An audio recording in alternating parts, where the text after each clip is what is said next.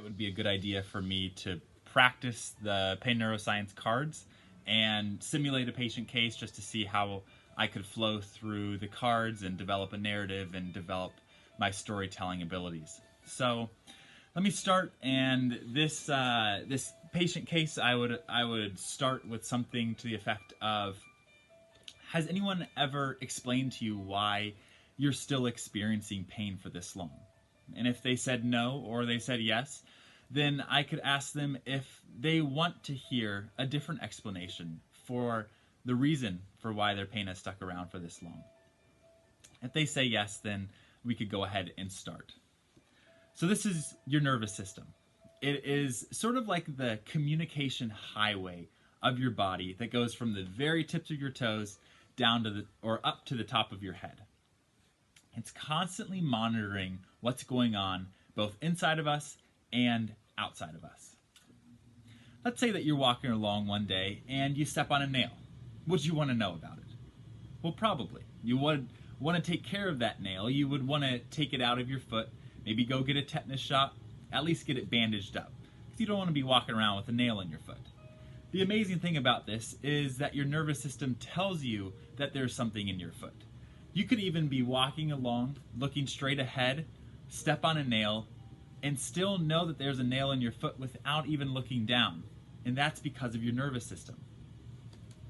Every single one of the nerves in your nervous system have a little bit of electricity running through them. Now, your nerves are the smallest unit, or the smallest part of your nervous system. And they all work together in a way that's helpful and in a way that informs us about what's going on.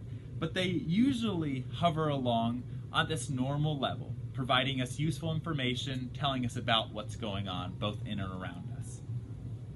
Now, when you step on a nail, all of the nerves right around where that nail's entering your foot, they start receiving messages. They almost act as sensors.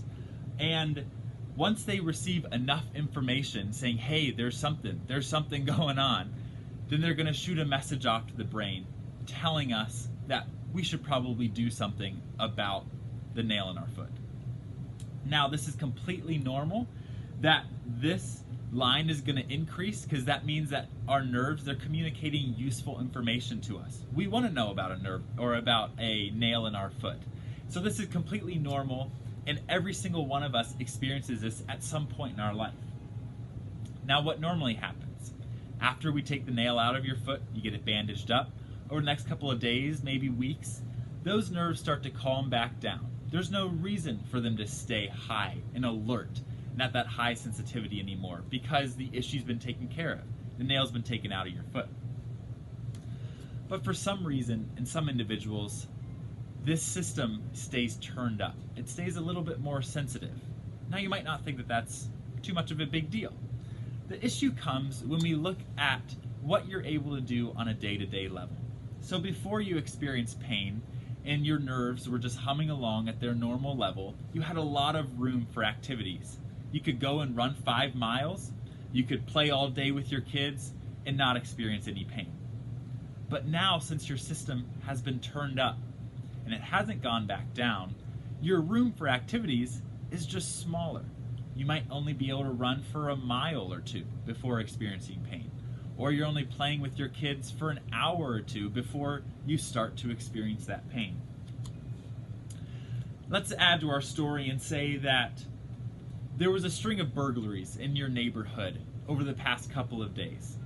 As a reasonable homeowner that doesn't want their house broken into, you're going to turn up your alarm system just a little bit, because you want to be sure that any window that opens or any door that opens, that it's going to trip the alarm so that we don't get burglarized, we don't get broken into, and we know that something is going on.